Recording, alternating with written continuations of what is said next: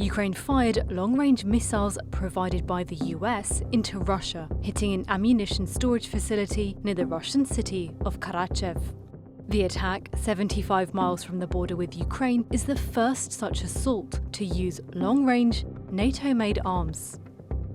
It's a move that the Kremlin previously warned it would consider a major escalation. Это будет означать, что страны НАТО, США, европейские страны воюют с Россией. The ammunition storage facility is one of hundreds of known Russian military assets that have just become targets for Kyiv. Here's what the use of Western arms on Russian territory means for the war and what could come next. Kyiv had been pleading for months for its allies to remove restrictions on using Western-made long-range weapons to strike inside Russia. In November, President Biden finally gave Ukraine the green light. In addition to ATACMS, Biden's move could open the door for other weapons like British-French cruise missiles, Storm Shadows or Scalp to be used.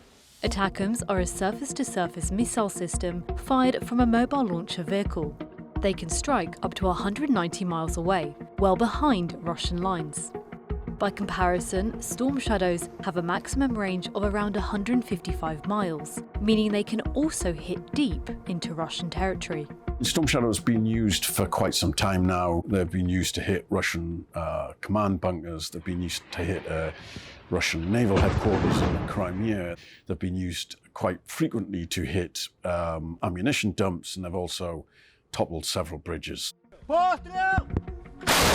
Previously, Western allies didn't allow Kyiv to strike deeper into Russia, fearing an escalation in the war. But Biden changed his mind after thousands of North Korean troops joined Russia's army on the battlefield, according to US officials. We're now heading to 3 years in terms of this war, and Russia continues to sort of pressure Ukraine and take territory, albeit incrementally, but still take territory, and it's having a terrible effect on the Ukrainian economy, Ukrainian population. And as we're heading into winter, you've got the added effects of Russia having degraded Ukraine's ability to heat itself, which is also problematic for the Ukrainians. Now hundreds of Russian military objects are within Kyiv's range, according to data compiled by the Institute for the Study of War.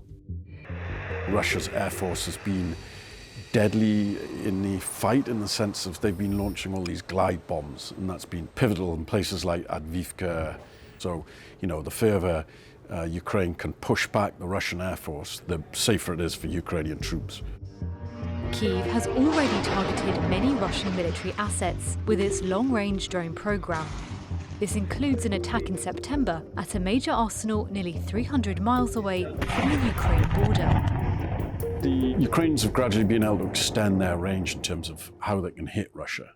And so Russia has had to gradually move its ammunition dumps, its command centers, its very valuable assets, its planes, its navy, effectively, from the range of various weapons. But Ukraine says being able to strike deep into Russia with more powerful weapons could form part of a strategy to force Moscow to seek peace. Analysts say that Ukraine could also target positions in the Kursk region, where Russia has amassed more than 50,000 troops, including some 10,000 from North Korea, in an effort to recapture the territory that Ukraine's forces seized earlier this year.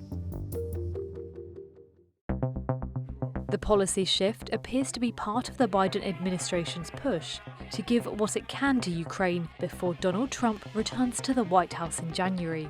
Trump and his Vice President-elect J.D. Vance are expected to press for negotiations to end the conflict in Ukraine.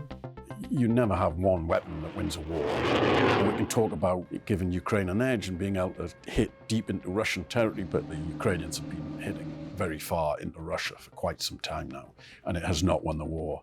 The Russians are still pressuring Ukraine, still taking territory, albeit incrementally. President Vladimir Putin has warned that allowing Ukraine to strike Russia with these long-range weapons crosses a red line. It's very difficult to predict what they'll do. But however, the Kremlin has talked before of the West crossing red lines and not reacted when those red lines have crossed. And there's been frequent red lines that have been crossed.